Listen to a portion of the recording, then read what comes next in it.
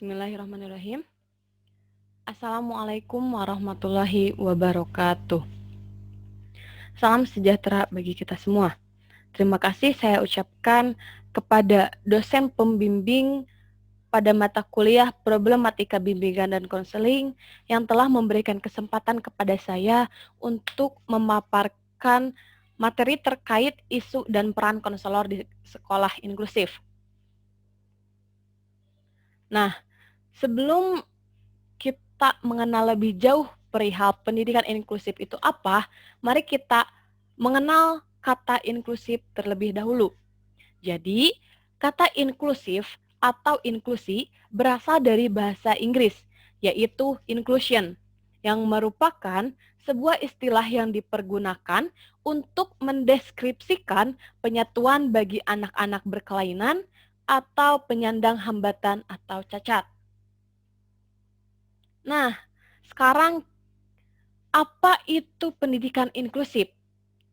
Di sini saya akan menjelaskan perihal pendidikan inklusif menurut Permendiknas nomor 70 tahun 2009 tentang pendidikan inklusif bagi peserta didik yang memiliki kelainan dan memiliki potensi kecerdasan dan atau bakat istimewa.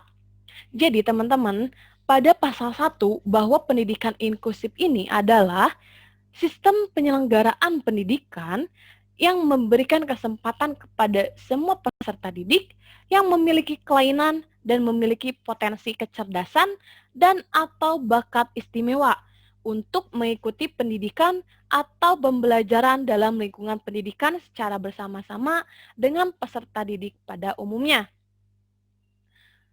Rekan-rekan sekalian, untuk kemunculan pendidikan inklusif ini ternyata sebuah jawaban dari semboyan lama pendidikan, yaitu pendidikan untuk semua.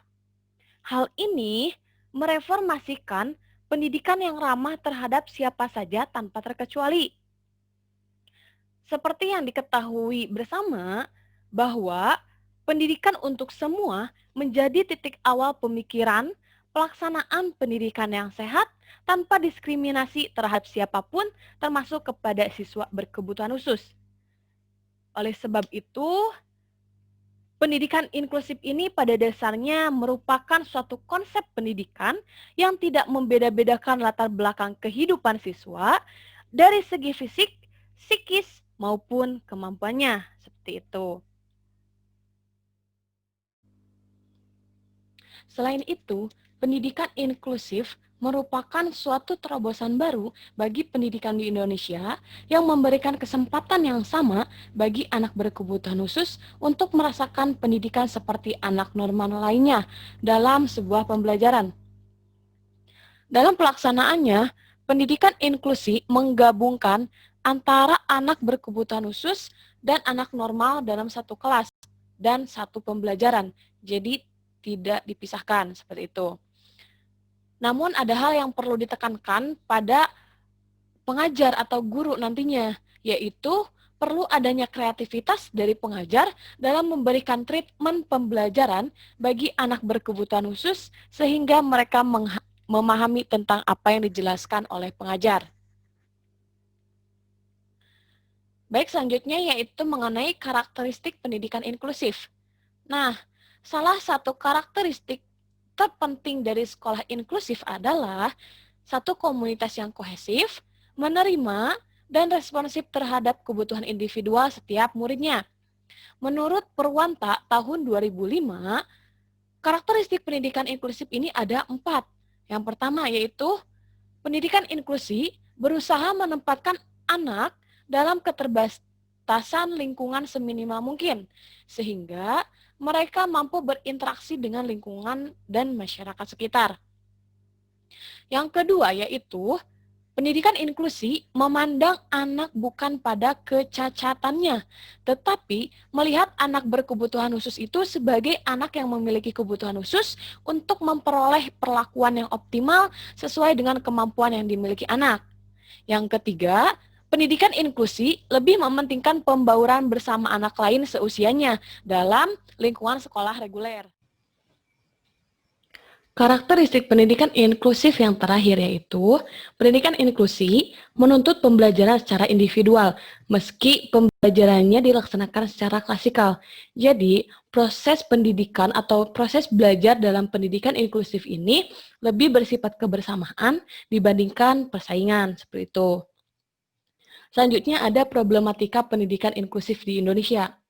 Nah, teman-teman, sebenarnya perkembangan pendidikan inklusi di negara kita ini memang cukup menggembirakan dan mendapat apresiasi serta antusiasme dari berbagai kalangan, terutama para praktisi pendidikan.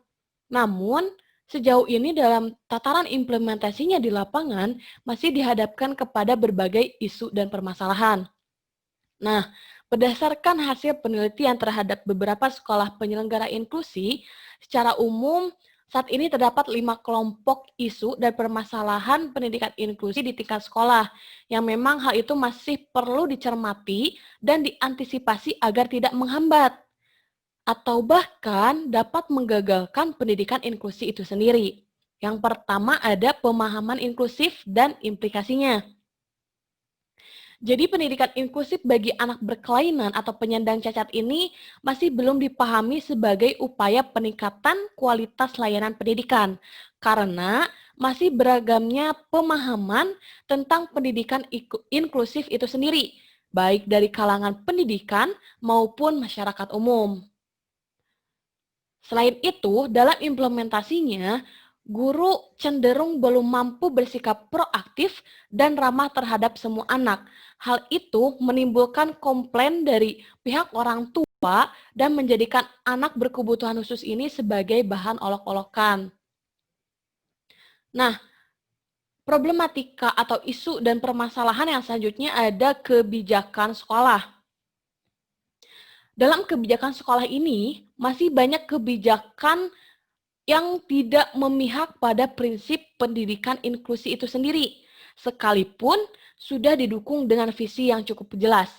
Jadi pemangku kebijakan di sekolah penyelenggara pendidikan inklusi ini masih khawatir hal itu ketika sekolah tersebut menerima anak berkebutuhan khusus akan menyebabkan atau menurunkan citra dari sekolah itu sendiri. Dan juga masih terdapat kebijakan yang kurang tepat, yaitu guru kelas tidak memiliki tanggung jawab pada kemajuan belajar ABK, serta keharusan orang tua ABK sendiri harus mampu menyediakan guru khusus dalam penanganan anak berkebutuhan khusus ini. Selanjutnya, ada proses pembelajaran. Dalam proses pembelajaran pada pendidikan inklusif, hal ini masih belum dilaksanakan dalam bentuk team teaching atau tidak dilakukan secara terkoordinasi. Dan juga guru cenderung masih mengalami kesulitan dalam merumuskan fleksibel kurikulum atau kurikulum yang fleksibel gitu ya. Dan dalam menentukan tujuan, materi, dan metode pembelajaran. Jadi guru tersebut masih kesulitan dalam merumuskan hal itu ketika menangani peserta didik yang berkebutuhan khusus.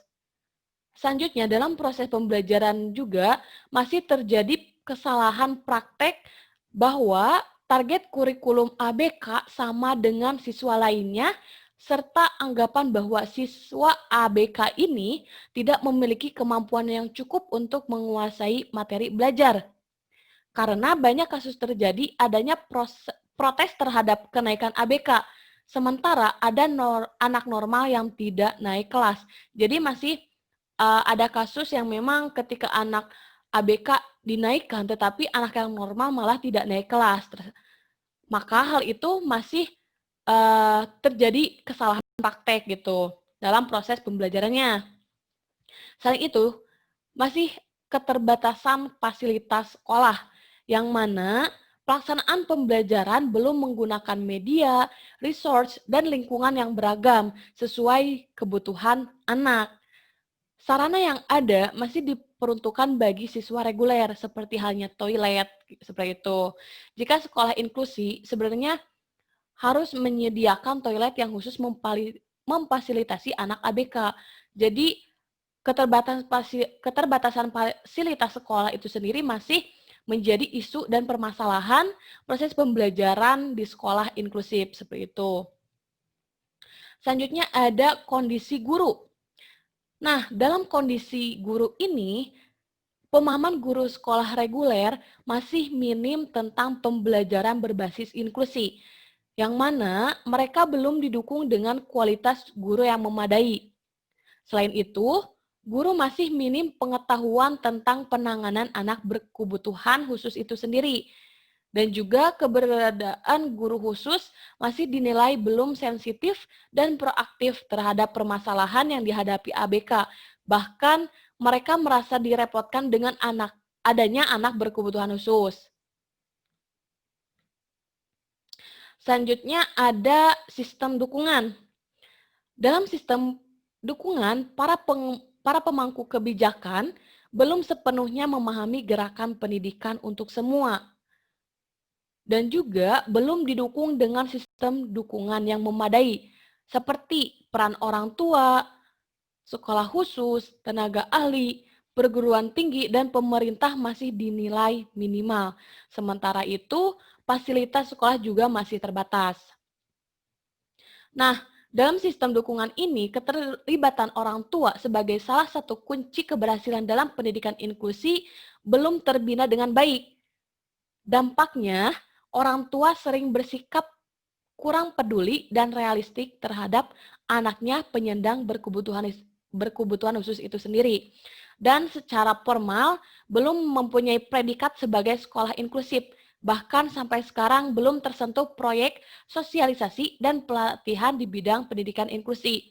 Nah, jadi dari sistem dukungan ini masih kurang sosialisasi dan pelatihan terkait pemahaman tentang pendidikan inklusif itu sendiri, seperti itu. Nah, selanjutnya ada tujuan bimbingan dan konseling bagi anak berkebutuhan khusus. Menurut Sunardi, tahun 2005, secara umum tujuan bimbingan dan konseling pada hakikatnya harus merujuk, bermuara, bernuansa, dan seirama dengan tujuan pendidikan nasional.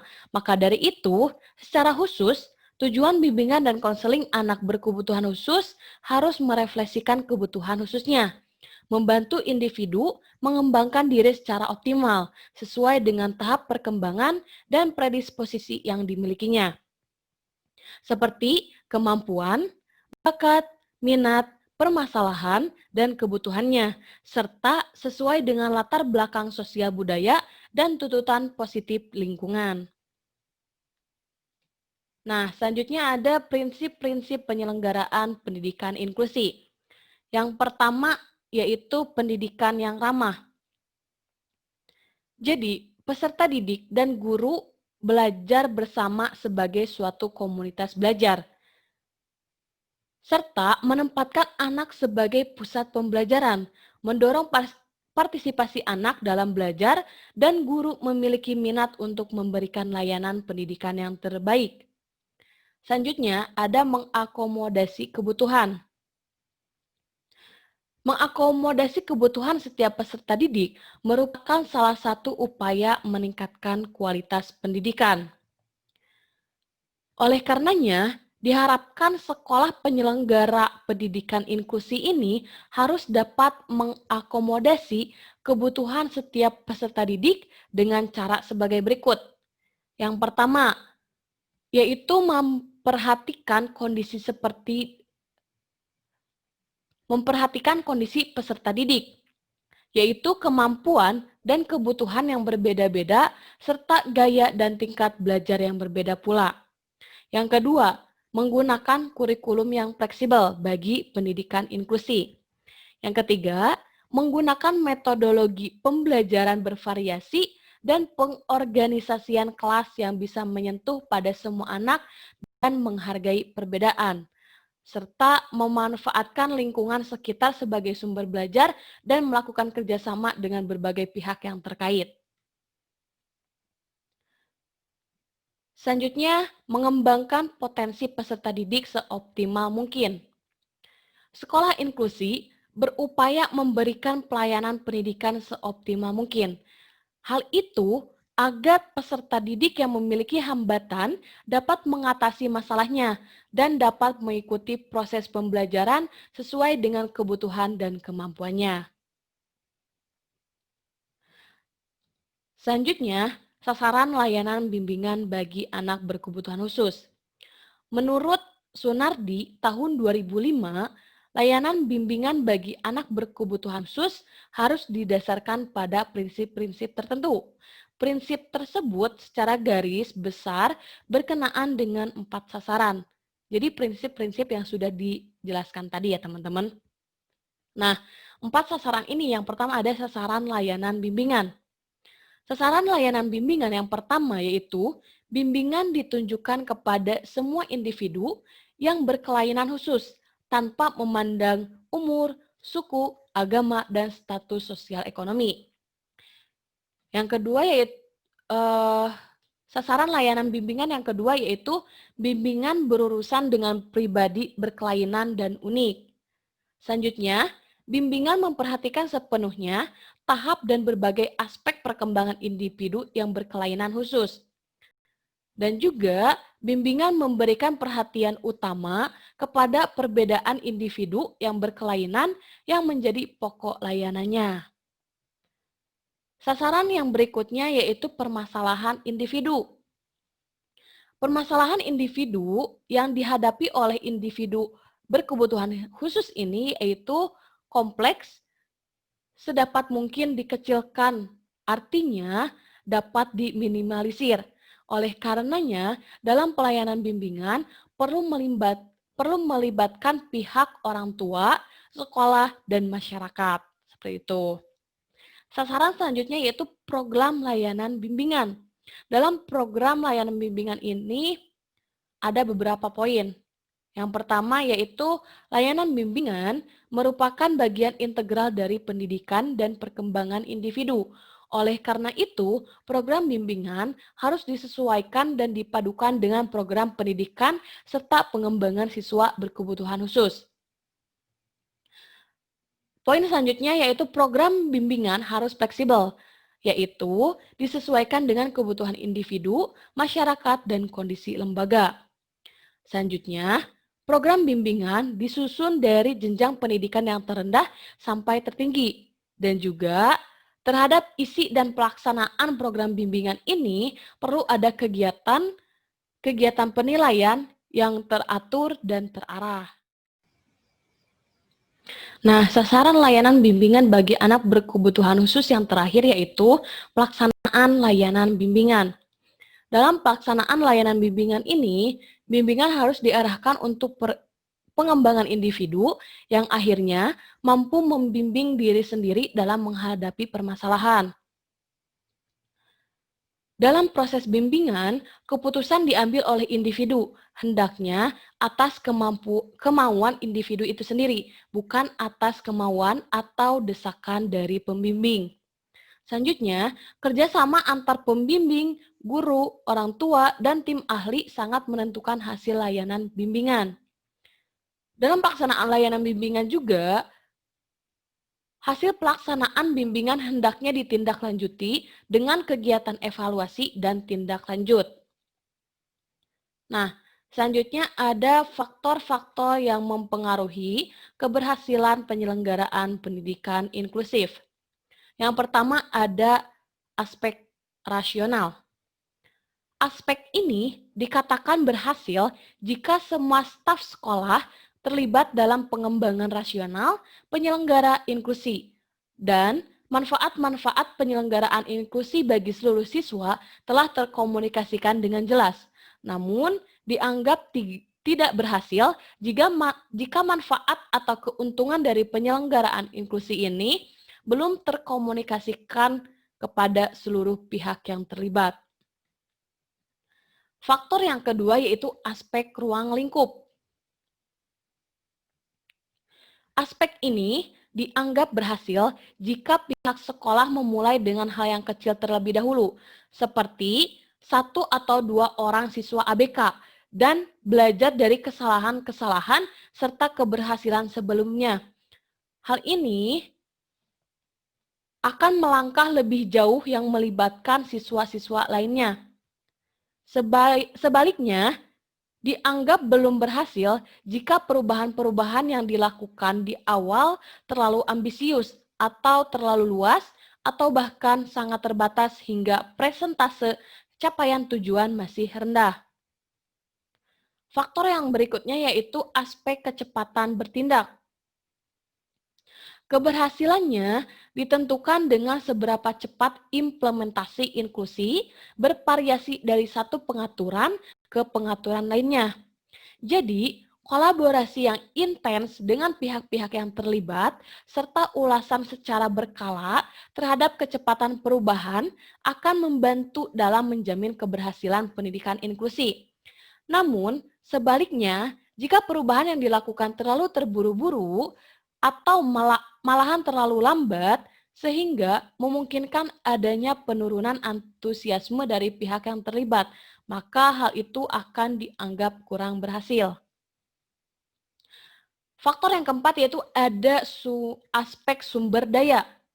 Penyediaan sumber daya yang kuat akan membantu terbentuknya komitmen dari pihak-pihak yang terlibat dalam mengimplementasikan pendidikan inklusif itu sendiri. Selain itu, sekolah pun harus dapat memanfaatkan sumber daya yang tersedia dengan sebaik-baiknya dan ditempatkan tidak sesuai dengan peruntukannya. Faktor yang berikutnya, aspek komitmen. Kolaborasi di antara bagian-bagian yang terlibat membantu untuk tetap terbentuknya komitmen jangka panjang. Jadi, ketika anggota terlibat dalam suatu tindakan, maka mereka akan lebih merasa memiliki dan berkepentingan dengan kesuksesannya. Tentunya, komitmen jangka panjang ini untuk implementasi pendidikan inklusif tidak harus dijaga agar implementasi berjalan sesuai dengan harapan semua pihak. Selanjutnya ada aspek staf inti. Aspek staf inti ini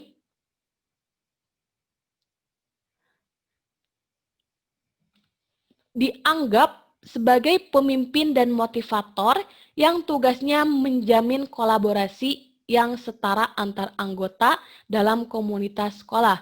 Tetapi mereka bukan orang yang paling bertanggung jawab terhadap keberhasilan implementasi inklusi dibanding anggota lainnya. Jika terdapat anggota staf yang dianggap penting bagi keberhasilan sekolah inklusi kurang berkomitmen atau terlalu banyak tugas yang dipikul, maka bisa dipastikan implementasi pendidikan inklusi takkan berjalan dengan baik. Selanjutnya, aspek yang ketujuh yaitu ada aspek orang tua. Dalam aspek orang tua ini, orang tua mempunyai peran yang sangat penting dalam mengimplementasikan pendidikan inklusi. Mereka dilibatkan sebagai pihak yang dapat memberikan kontribusi dan diberikan dorongan sehingga pandangan, pengetahuan, dan keterampilan yang mereka miliki dapat dimanfaatkan dan dihargai dengan baik. Dengan demikian, orang tua terlibat dan berkolaborasi dengan sekolah dalam menciptakan situasi yang inklusif, seperti itu. Selanjutnya, ada aspek kepemimpinan. Pimpinan sekolah memfasilitasi kolaborasi tim kerja, memberi dorongan anggota secara individual, dan menjamin bahwa ide-ide mereka teraktualisasi. Hal yang memang perlu dihindari adalah pemimpin sekolah tidak boleh terlalu mengontrol atau tidak mendorong stafnya untuk mencapai tujuan-tujuan yang lebih tinggi. Tentunya, hal ini dilakukan untuk mencapai kondisi terbaik dalam pendidikan inklusi. Faktor yang terakhir yaitu aspek hubungan dengan pihak lain. Pendidikan inklusi ini dipandang sebagai bagian yang terintegrasi dari pengembangan sekolah secara umum dan hubungan dengan berbagai pihak.